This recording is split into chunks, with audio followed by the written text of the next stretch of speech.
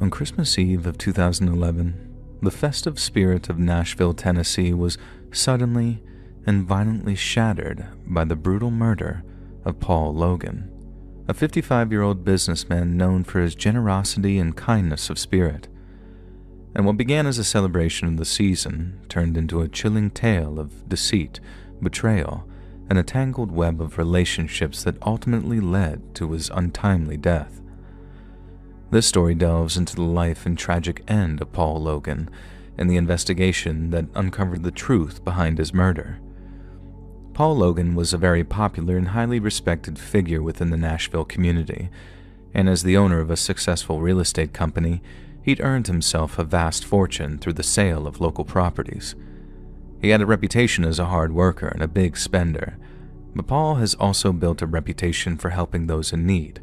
Friends and family described him as a man of integrity, someone who would regularly go out of his way to assist others. He lived alone in a modest yet well-appointed home in the suburbs of Nashville, where he often hosted holiday gatherings for friends and colleagues. On December 24th of 2011, Paul had plans to attend a Christmas Eve service at his local church, followed by a dinner with close friends. When he failed to show up, concern quickly grew. Calls to his phone went unanswered, and then by Christmas morning, when he still failed to answer calls, his friends decided to check on him. What they discovered would haunt them forever. Paul Logan was found dead in his living room, lying in a pool of blood. He had been stabbed multiple times, and signs of a violent struggle were evident. Furniture was overturned, and a shattered lamp lay nearby. The Christmas tree, once a symbol of holiday cheer, stood askew, its decorations scattered across the floor. The scene painted a grim picture of Paul's final moments. Investigators were called to the scene, and it was immediately clear that this was no random act of violence. There were no signs of forced entry, suggesting that Paul either knew his killer or had willingly allowed them into his home. Detectives began piecing together Paul's final hours, interviewing friends, neighbors, and colleagues. One of the first breakthroughs came from a neighbor who reported seeing an unfamiliar car parked outside Paul's home late on Christmas Eve. The description of the vehicle, a dark sedan, would later prove crucial. As investigators delved into Paul's personal life, they uncovered a complex web of relationships. While Paul was generally well-liked, he had recently been involved in a business dispute with a former associate, Eric Matthews. The two had parted ways acrimoniously after a failed real estate deal, and Matthews had reportedly made threats against Paul. This immediately placed him on the radar of the police. As the investigation continued, forensic evidence from the crime scene provided a major lead. A blood-stained knife, believed to be the murder weapon, was found discarded in a trash can a few blocks from Paul's home. DNA analysis revealed two profiles, Paul's and an unknown individual. At the same time, surveillance footage from nearby homes and businesses were reviewed. A camera from a neighbor's driveway captured a dark sedan matching the witness's description, leaving Paul's home around the time of the murder. The vehicle was traced back to Eric Matthews, whose alibi quickly fell apart under scrutiny. Eric Matthews, a 42-year-old real estate agent, was known for his volatile temper and history of financial troubles. Investigators discovered that Matthews had been struggling to repay a substantial debt to Paul, which had strained their relationship. Further digging revealed text messages and emails in which Matthews expressed anger and resentment toward Paul, accusing him of ruining his career. When confronted with the evidence, Matthews initially denied any involvement. However, inconsistencies in his story combined with the mounting forensic evidence eventually led to his arrest.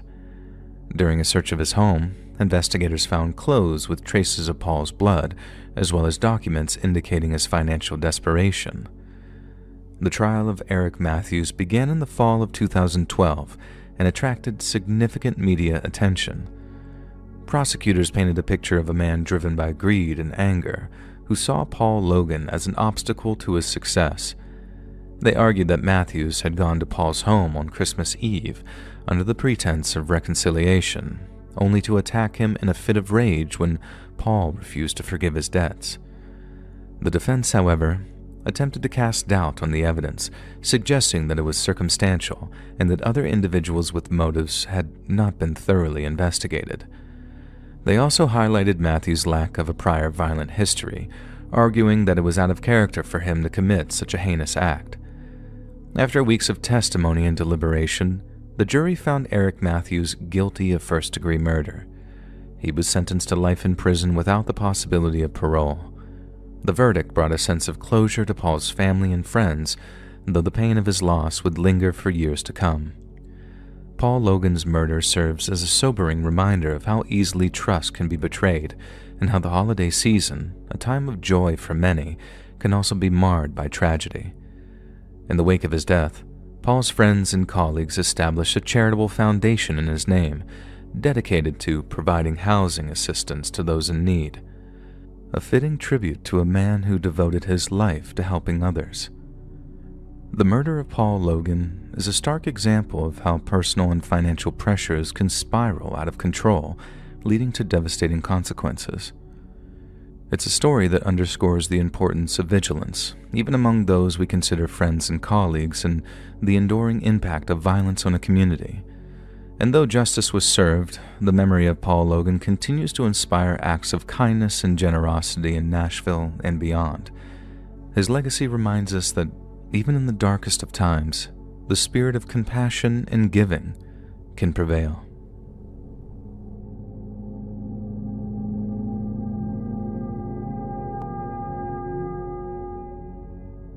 On a crisp December morning in 1996, the peaceful calm of Alexandria, Virginia, was shattered by a chilling discovery.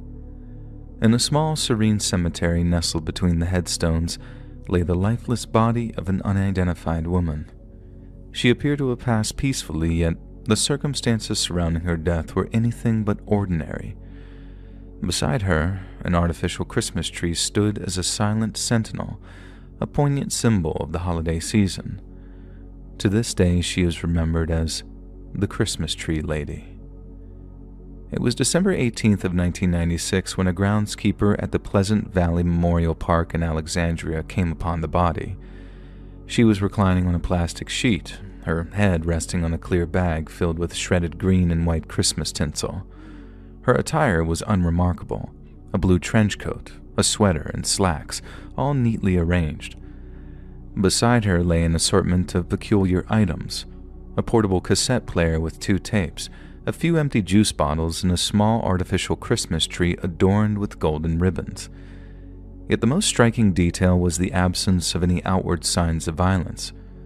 Authorities would later conclude that the circumstances of her death were a mystery, but that she had been killed using a combination of alcohol and antihistamines.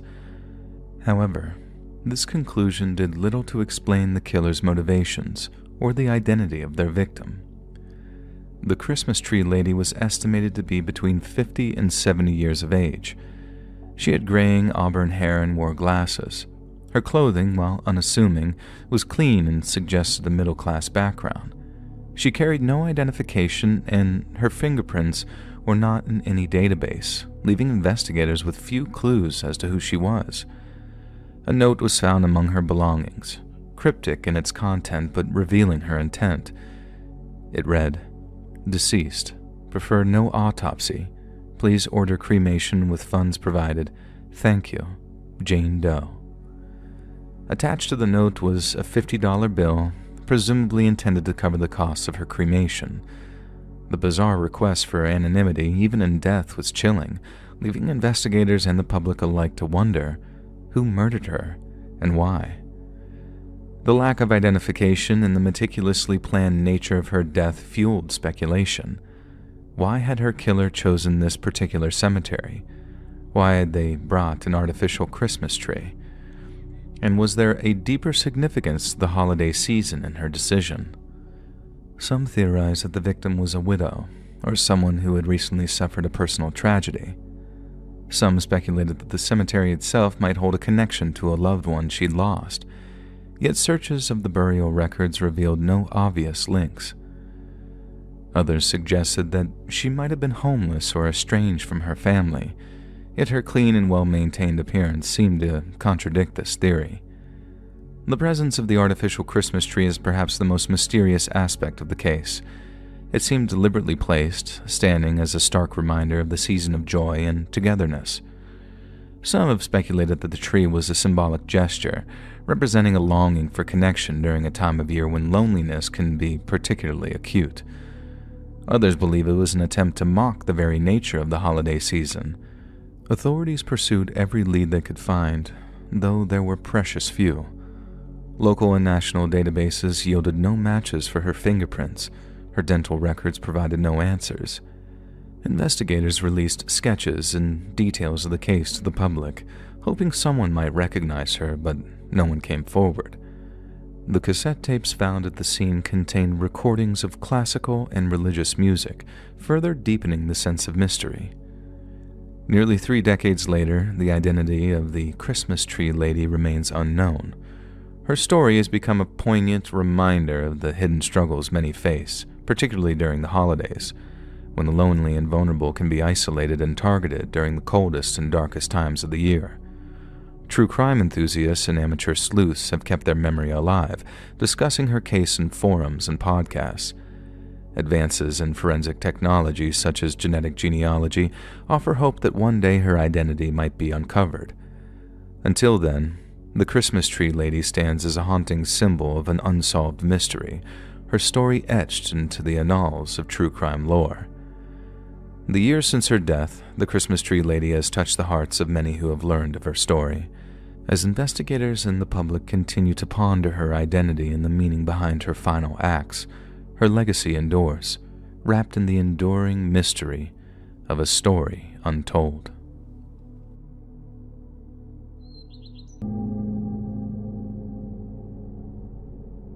Christmas Eve was cold. I was walking through the streets carrying a bag of gifts, and the sidewalks were busy and there were lights and decorations everywhere. I saw a man sitting on the curb near an empty lot, and his coat was very old and torn. He had a long beard and wore a beanie, and I thought he was homeless and needed help. I felt bad for him. I reached into my wallet and pulled out a $20 bill. I walked over and held it out to him, and he looked at me, but his eyes didn't seem thankful. He didn't look happy at all, he just sort of stared. I thought he was surprised, so I leaned down and put the money in his hand, and as soon as I did, he stood up very quickly. He was bigger than I expected, and he moved fast. I stepped back, but he grabbed my coat and pushed me down. My back hit the ground and I couldn't get up, and he started hitting me. His fist came down hard and I tried to cover my face, but it didn't help. My head was spinning and everything hurt, and I could hear people walking by, but no one stopped. I couldn't call for help. After a while, he stopped and he stood over me, breathing heavily, and he bent down, picked up the $20 and put it in his pocket, and then he walked away. I just laid there, too hurt to move, and when I finally sat up, my coat was torn and my face was bleeding. My bag of gifts was on the ground, so I picked it up, and the lot where the man had been sitting was empty now, and I didn't know where he went. I just walked home slowly, and every step hurt. The streets didn't look as cheerful anymore, and the lights and decorations didn't seem bright. I just wanted to get inside and forget what happened. When I got home, I sat by my window and looked outside, and there was snow falling. My body hurt, but I felt a lot worse on the inside. I kept thinking about the man and the look on his face. He didn't just seem angry. There was something else, something I didn't understand. The next morning was Christmas, and I opened the gifts that I had bought for myself, but it didn't make me happy. All I could think about was that guy, and I wondered why he got so angry and why he attacked me, and I just couldn't figure it out. I spent the rest of the day feeling uneasy, and I kept looking out the window, but there was nothing there. And still, I couldn't shake the feeling that something was wrong, and I didn't know if I would ever feel normal again.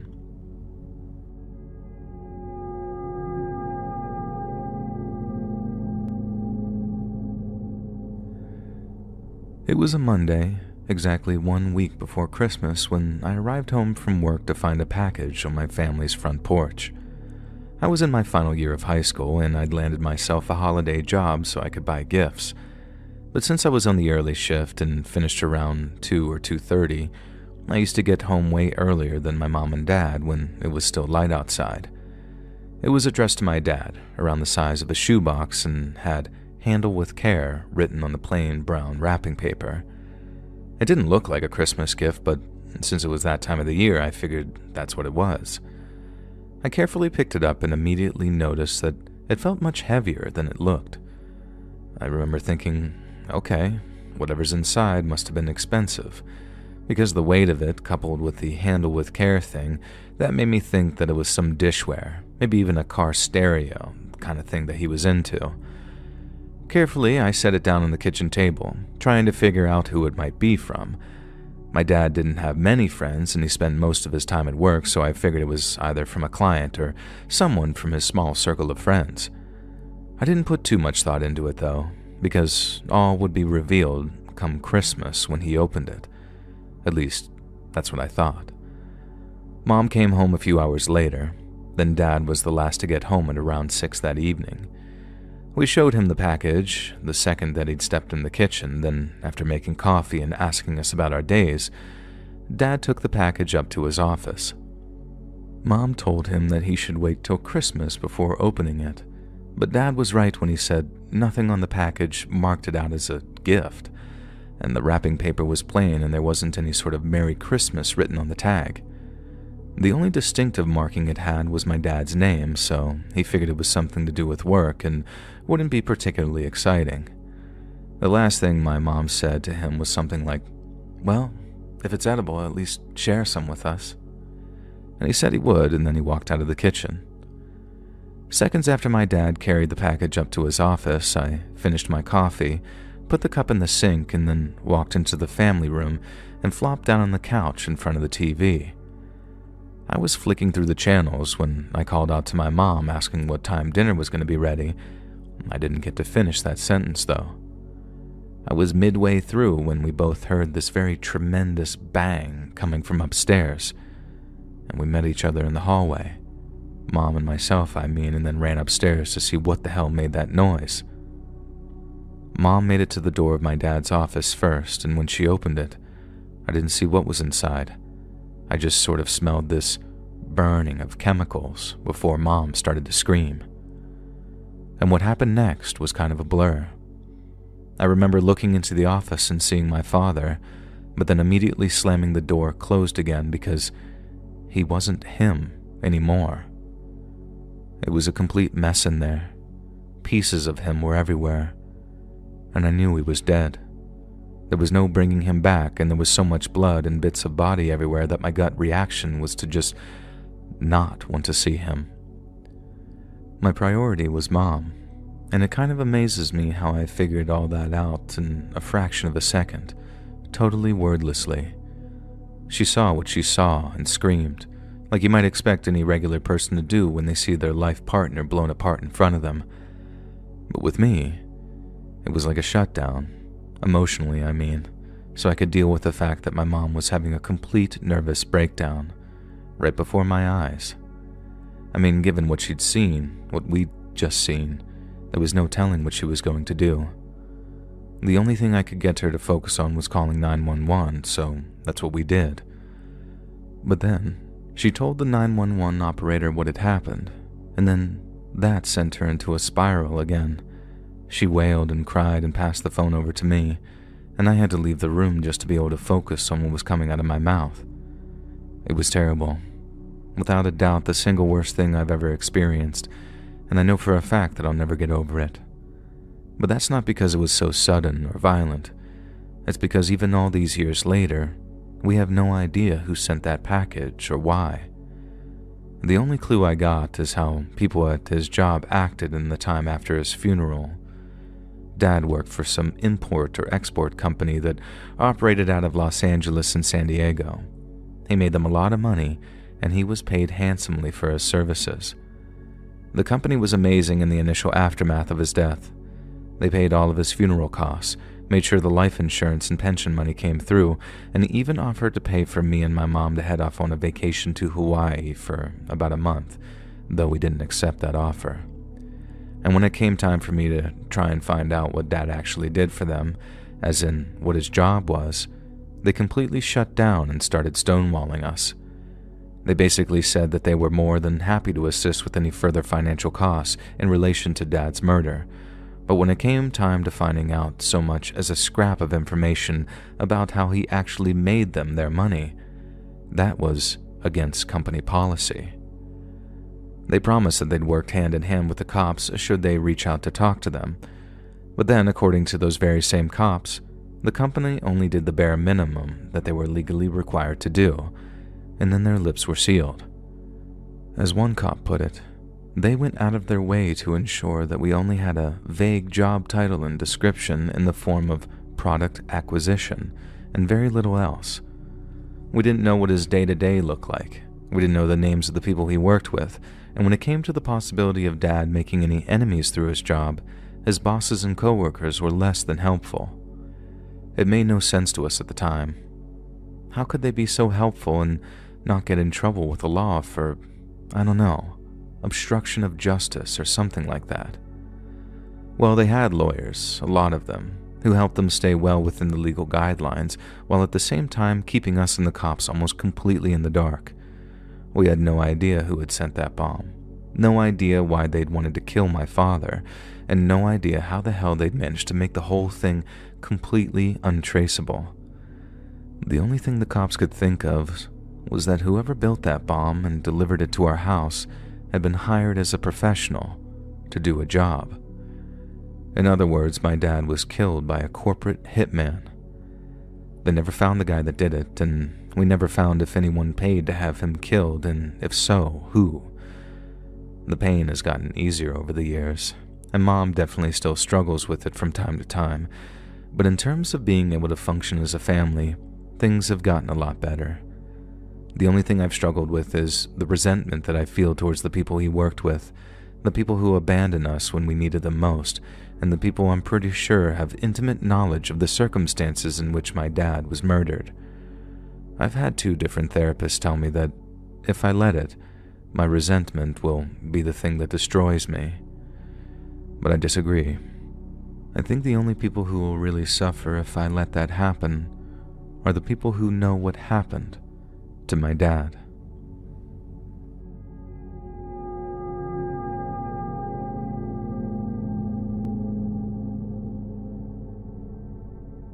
Ireland is my home, and I love it here. But there's no denying it's a very strange place with a very violent past. We love a good ghost story here, and I think half the pubs and churches in County Offaly are supposed to be haunted. But I've got a little theory regarding our affinity with the macabre. You see, when your lush green emerald isle is thus because it's been watered with the blood of countless conflicts, a daft old story about some wailing apparition is considered entertainment. The story I've got for you today isn't one of ghouls, ghosts, or goblins. It's something that actually took place in a little village named Kilmula. In Old Gaelic, Kilmula means the forested hill, which isn't a very creative name for a place that sits on a hill with a load of trees on it, but it was there for hundreds upon hundreds of years, before a slow, steady decline saw it abandoned and derelict. Being right on the border between Great Britain and Free Ireland, the area around Kilmula became a hotspot for cross-border arms smuggling from the 60s onwards. At any one time, the place was either crawling with police, British Army, or the IRA, which was naturally a lot of bother for the folks living there. And so by the early 90s, the place was a ghost town. I know all that because my granddad grew up in Kilmula, and I thought that he'd be sad to see his childhood home a crumbling ruin that doesn't even appear on maps after about 2010.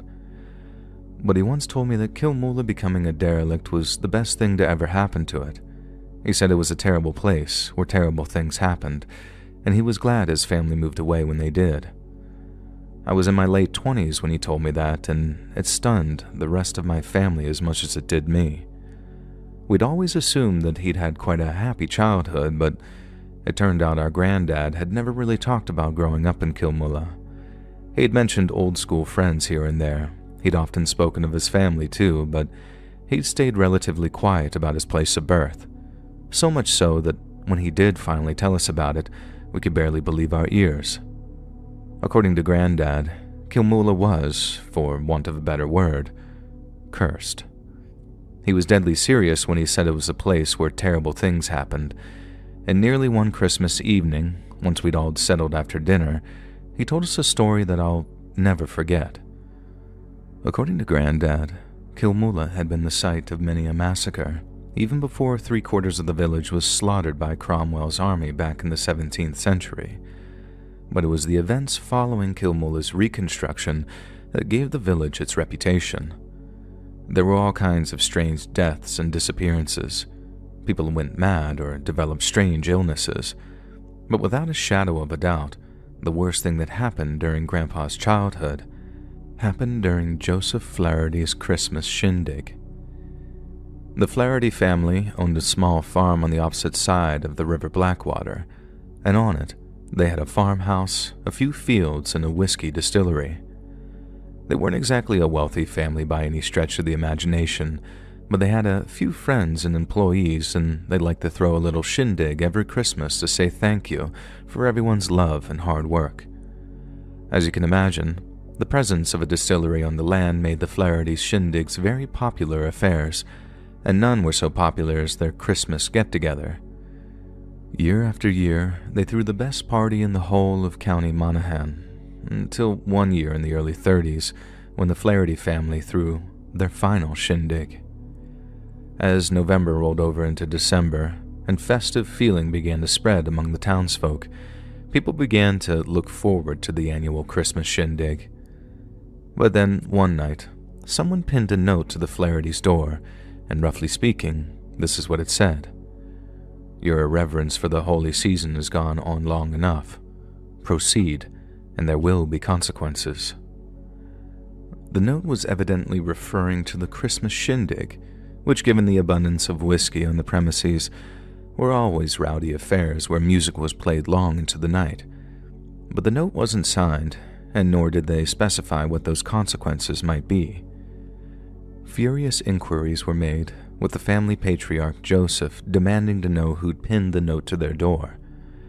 He asked almost everybody in Kilmula face to face, demanding each of them to swear they knew nothing of the note or its author.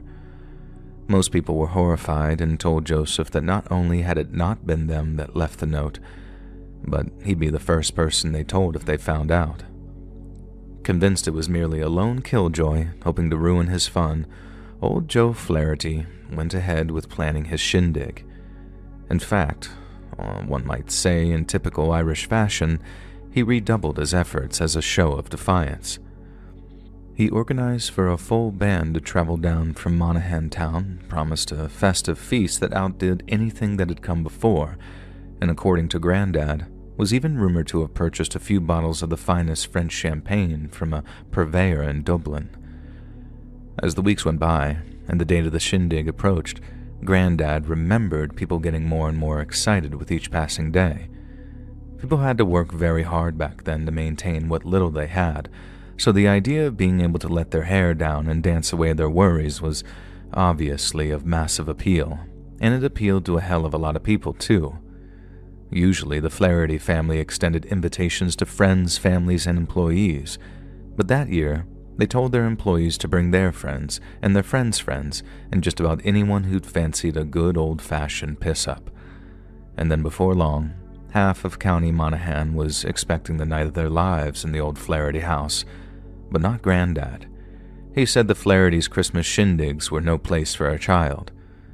And with all that drink and all those unmarried young people, it was safe to say that some very ungodly things occurred at those shindigs. But that's exactly why my granddad's older brother, so my great-uncle, was so excited to attend. He'd had his eye on a girl from the next town over, Molly or Holly or whatever, and having heard that she was planning on attending, he was dead set on going himself to try and court her. But as it turns out, going to that shindig was the biggest mistake he ever made. And so on the night of the party, all the attendees head off in their finest clothes and dancing shoes, all intending on having the night of their lives. Some weren't expected home until the wee small hours of the morning, and others not until the following day. So at first, their unexpected absences were met with nothing but assumptions of a grand old hootenanny. County Monahan's wives and mothers weren't best pleased, that much is true, and Granddad remembers his mum getting in a right old nark that my brother failed to come home. But after the morning and afternoon passed with no sign whatsoever of any returning partygoers, people began to worry. When it became evident that not a single person that had been to that party had returned home, a group of the older and more responsible menfolk walked all the way over to Flaherty Farm to see what the crack was. Apparently, they knew something was wrong from how quiet the place was as they approached, but it was only once they were inside that they saw how terrible things truly were. That winter had been an exceptionally cold one, and the weather had been equally grim on the night of the Christmas shindig. So instead of heading home when suitably sauced, the partygoers saw fit to sleep wherever they could find a spot. People slept on couches, in armchairs, on the floor, on the table, anywhere they could find a space, and they nestled into their dreamless, boozy slumbers. And for most of them, the places they chose to sleep were the places they died. At some point, we suspect very early in the morning, a group of men approached the Flaherty farm and quietly made their way into the farmhouse. There, almost 30 people slept in the home's many rooms, many of them in a deep and dreamless sleep from all the whiskey they'd guzzled down the night before. Then after, quietly creeping among the sleeping revelers, the interlopers began to silently slaughter them. One by one, they sliced into their throats or drove their knives into their hearts, working quickly, quietly, and with devastating effect. When people started to wake up here and there, they were set upon to silence their screams. Then when the killers lost control of the situation, they produced pistols and opened fire. We know all this because the police examined the scene sometime afterwards and were quite easily able to determine who had been killed in their sleep with a blade versus who had been shot while trying to escape or fight back. We also know the killers once again pinned a note to the Flaherty's door. "We warn them," was all it read.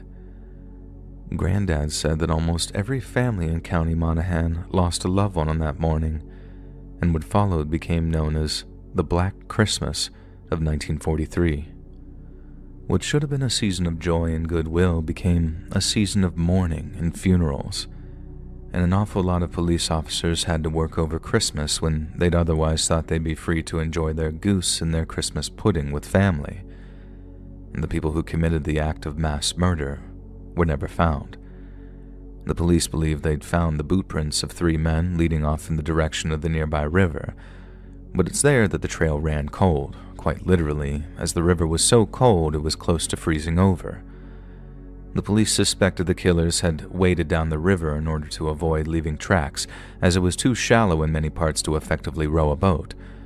But to a person, it's not exactly ankle deep either. Whoever killed all those people were content to wade through a freezing cold river, possibly for miles, in order to properly cover their tracks.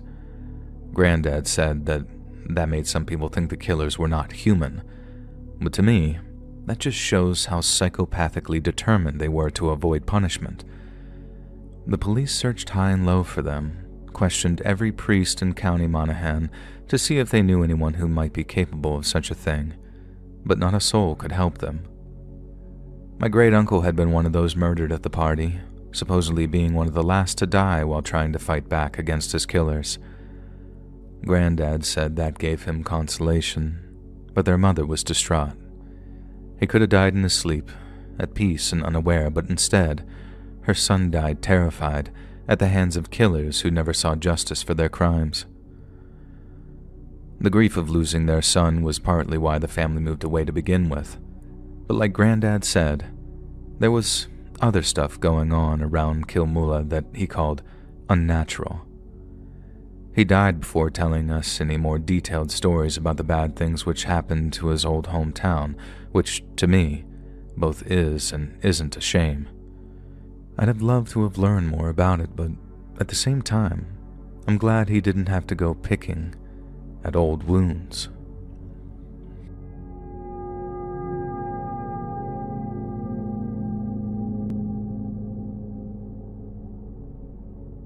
On Christmas Eve of 1985, the surreal town of Ethel, Washington was abuzz with festive spirit. Christmas lights adorned houses and carolers filled the streets with songs of joy. Yet amidst the Yuletide cheer, a sinister act shattered the peace, leaving an indelible scar on the small community. The brutal murders of Ed and Minnie Morin, an elderly couple known for their kindness and warmth, remains one of the most harrowing crimes in the region's history.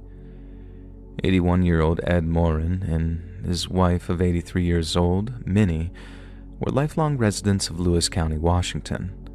Married for over half a century, they were pillars of their community, admired for their unwavering dedication to their family and church. Despite their advanced age, the Morins were independent and active, spending their days tending to their farm and participating in local events. To their neighbors and friends, the Morins seemed to have everything: a happy marriage, a loving family, and a peaceful life in rural America. No one could have imagined the terror that awaited them just one day before Christmas. On the morning of December 19th, 1985, the Morins' routine took a puzzling turn. Family members who visited their home noticed something strange. The couple's car, a green 1969 Chrysler Newport, was missing. Their home appeared undisturbed, yet Ed and Minnie were nowhere to be found. A mysterious phone message left for their son suggested that something was amiss, but the message revealed no clear signs of danger. When their family tried calling, there was no answer. Neighbors reported seeing the couple earlier that morning, but their whereabouts after leaving home were unknown. Alarmed, the family contacted the Lewis County Sheriff's Office, initiating what would become an exhaustive search. The search for the Morins ended in tragedy on Christmas Eve. Their bodies were discovered in a remote wooded area near Adna, about 15 miles from their home. Both Ed and Minnie had been shot, execution style, in the back. The scene painted a grim picture. The elderly couple had been forced to kneel before being killed in cold blood. Investigators concluded that the Morins had been abducted from their home. Evidence suggested that they were coerced into withdrawing $8,500 from their bank account at a nearby branch earlier that day. The missing Chrysler was later found abandoned in a supermarket parking lot, its interior stained with blood. News of the murder sent shockwaves through Lewis County.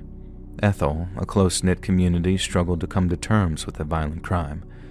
Vigils were held to honor the Morins, and locals came together to support the grieving family. The thought of such brutality inflicted upon two beloved community members was unfathomable. "They were the kindest people you could ever meet," said one neighbor. "It's hard to believe anyone could harm them." Despite the outpouring of community support, the investigation faced significant challenges. Leads were scarce and the crime scene yielded few clues. Witnesses recalled seeing the Morins' car on the day of their disappearance, but descriptions of the individuals involved were inconsistent. The lack of surveillance technology in the 1980s further hampered efforts to identify the culprits. Detectives theorized that the murders were financially motivated.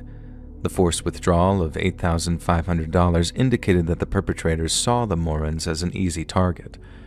However, the brutality of the crime suggested a level of malice that went beyond mere greed. Over the years, the case grew cold, and despite their best efforts, law enforcement was unable to identify any suspects.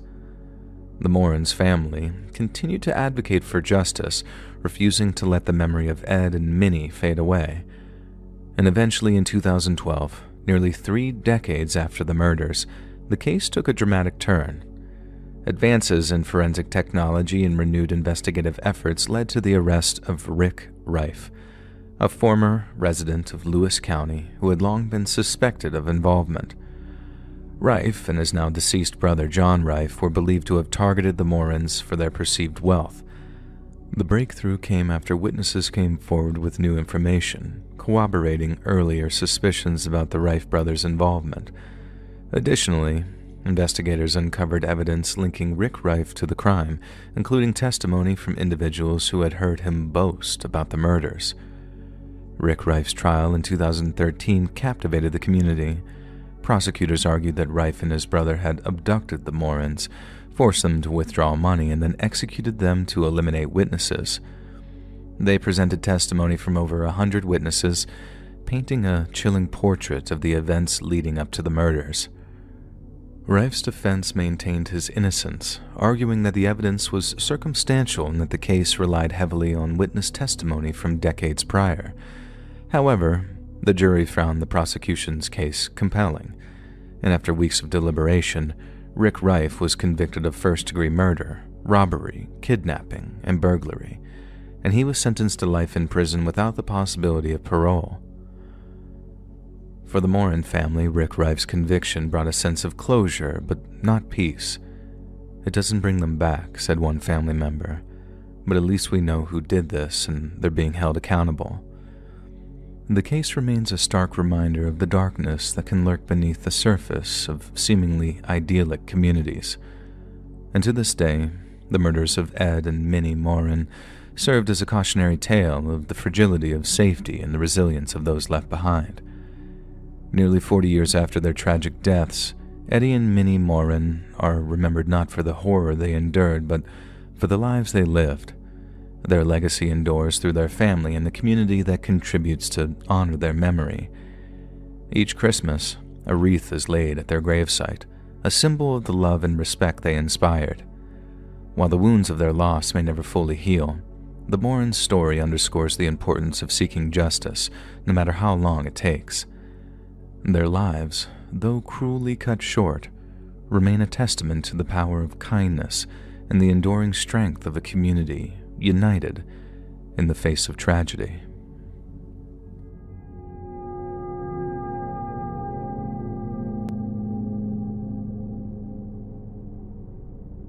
It was the day before Christmas, and the store was chaotic with last-minute shoppers. Parents rushed through the aisles, pushing carts piled high with wrapping paper, decorations, and toys, and the shelves were almost bare with only a few items left that looked like decent gifts, and people seemed frantic, grabbing whatever they could find. I was in the toy section trying to find something for my niece, and it was very slim pickings. Then I noticed a toy on the shelf that seemed to be the hot item. It was brightly colored and packaged to grab attention, and there was only a couple left, and I saw two parents reach for the same one at the exact same time. One was a man and the other was a woman, and they both grabbed it and wouldn't let go. They started arguing right away. The voices were sharp and loud, cutting through the noise of the store. Other shoppers began to notice and stopped to watch. Neither of them would back down. The man pulled on the toy, but the woman held on tightly, and they were glaring at each other, and their faces were just red with frustration, and it was clear that neither was going to give up. The tension grew as they continued to fight over this toy. The man shoved the woman and she stumbled but didn't seem to fall, and she came right back at him, reaching for the toy again. And that's when it escalated.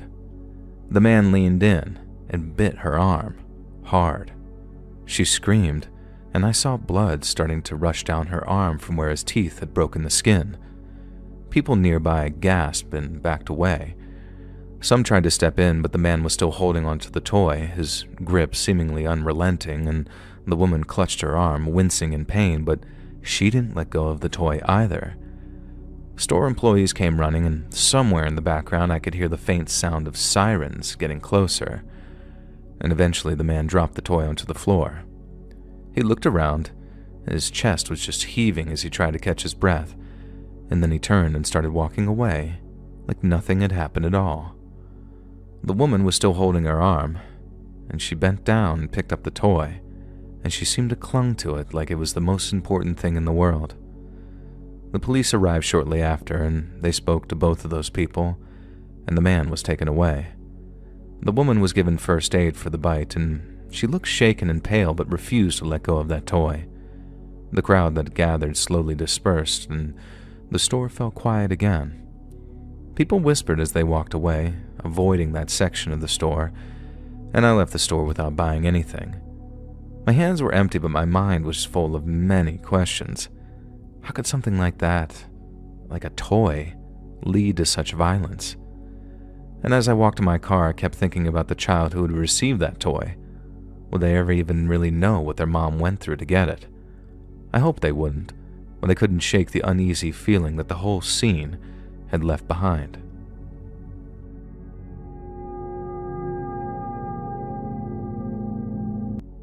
It was a quiet evening, just a few days before Christmas.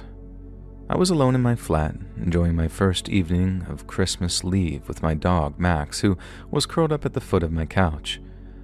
The weather was really nasty outside, and the flat that I was in at the time was a corner unit, so whenever the wind blew particularly hard, it created this cartoonish howling sound which, if you were nice and warm inside, was actually quite comforting. It was about 6 o'clock, and I was on my couch under a pile of blankets, sipping a cup of coffee, when I heard a knock at my door. It wasn't a loud knock, but it was sudden enough to startle me. It wasn't often that anyone knocked on my door because we had an intercom system for the building. If someone was knocking, it was most probably one of my neighbors. I didn't hesitate to get up and walk down the corridor towards the front door, but out of curiosity, I had looked through the peephole so I could see who it was. And there was a man, dressed as Father Christmas, with a clipboard in one hand and one of those plastic charity collection cups in the other. You know, the kind with just a little slot in the top to put money in. He was wearing the whole Santa Claus getup, hat and fake silvery beard included, so I couldn't see exactly who was underneath it. But the clipboard and collection cup had me assuming that it was one of my neighbors collecting for charity. I cracked the door open just a sliver, keeping the chain lock in place, and then said, "Hi there," in the assumption that he was about to explain what charity he was collecting for, etc. But after taking an innocent-looking step towards the door and raising the collection cup, the man lunged at the door and pressed his weight against it in an attempt to force it open. His eyes were the only part of him that I could really see, but the way they changed in that moment was absolutely terrifying. They were so wide, and his face turned so red. But as he pushed, the door chain caught with a loud metal snap. It was holding, but just barely, and I remember how panic rose up in me as he continued to push. The door rattled on its hinges as the man shoved even harder, growling sometimes under his breath as he forced his hand through the gap, his fingers clawing at the chain. Everything happened in a blur. I tried to push the door shut, but he was too strong, and when the chain suddenly snapped, the door flew open, and he was inside. As he came towards me, the smell of alcohol hit me like a wave. I screamed, backing away as fast as I could, but the apartment was small. There was nowhere to run. My back hit the wall and he was on me, his breath hot and rancid as his hands grabbed my arms, and he used his weight to pin me in place. Then I heard the low, guttural growl, cutting through the chaos like some blade, and in the corner of my vision, I saw Max leap up off the couch, his hackles raised and teeth bared. And I'd never seen him like that before. He'd always been such a sweet, gentle dog with people and other animals, but that night, he was transformed into a furious, snarling beast. Max launched himself at the man and bit the arm that he was using to hold me. The man screamed and then loosened his grip as he tried to shake Max off. I remember seeing skin and blood under his torn red suit as Max held on, growling loudly the whole time. The man stumbled back, hammering his other fist against the top of Max's head, but he was relentless. He bit and clawed, his sheer determination driving the man further away from me, giving me time to scramble to my feet. My legs trembled so badly that I could barely stand, but adrenaline pushed me to grab the first thing I could reach, which happened to be a very heavy wooden Buddha statue from the shelf. I hurled it at the man, point blank too, and it hit him so hard in the face that it split his forehead open. He shouted something terrible, staggering backwards while bringing up a hand to his face. Max let go of his arm, but then chased him all the way down the corridor, snapping at his legs as he staggered back towards the open doorway, with blood streaming down his face and onto that fake silvery white beard. He stumbled out of my flat, but Max stopped at the threshold to bark ferociously at him as the man disappeared down the stairs. No one came out of their flats to help me. Most had gone home to see family elsewhere, I think, and anyone in those flats either didn't hear the commotion or just pretended not to. For a moment after I pulled Max in and closed the door, there was silence except for Max's ragged breathing. I managed to walk back into my living room, and then I sat down on the couch again, trembling and in a state of disbelief. It all happened so suddenly, and it had ended just as quickly. I think that it must have been no more than 2 minutes from the knock on my door to me sitting back down on my couch again. It was all surreal.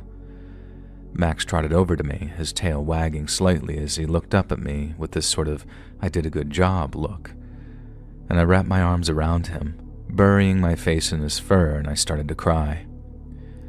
Eventually, I managed to pull myself together enough to call the police. They arrived quickly, and I explained everything, and they examined the scene before taking a few photos of the broken door chain. They were both very nice, and as one of the officers knelt down to pet Max, he said, "This one's a little hero, isn't he?" And I couldn't have agreed more. If it hadn't been for him, I don't know what would have happened, and thinking about it makes my stomach churn. The man in the Santa suit was caught not far away, still bleeding from the bites my dog had given him. The police later told me that he had a criminal record, a very long one, which honestly didn't surprise me. But what did surprise me was how brazen he'd been about it, how he'd just knocked on someone's door, almost at random. But it wasn't at random, not according to the police. It couldn't have been. And what they told me would come to haunt me for a very long, long time. And that night in bed, as I laid there with Max curled up beside me, I couldn't sleep. The apartment felt too quiet, too dark, and every little noise made my heart race.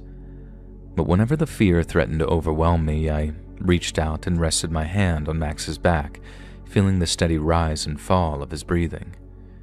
He was my protector, my best friend, and I never felt so fortunate to have him in my life. Christmas came and went, but the break-in had a way of overshadowing things. I asked my mom not to tell anyone about it over Christmas dinner because it was a chance for me to try and forget about it, even if it was just for an afternoon. But even then, it was still there in the background. I felt a lot less safe back in my flat, and any safety that I felt before felt like a silly little illusion. But I also felt a deep sense of gratitude. I was okay. Max had saved me, and that was all that mattered. From that day onward, I never took his loyalty for granted.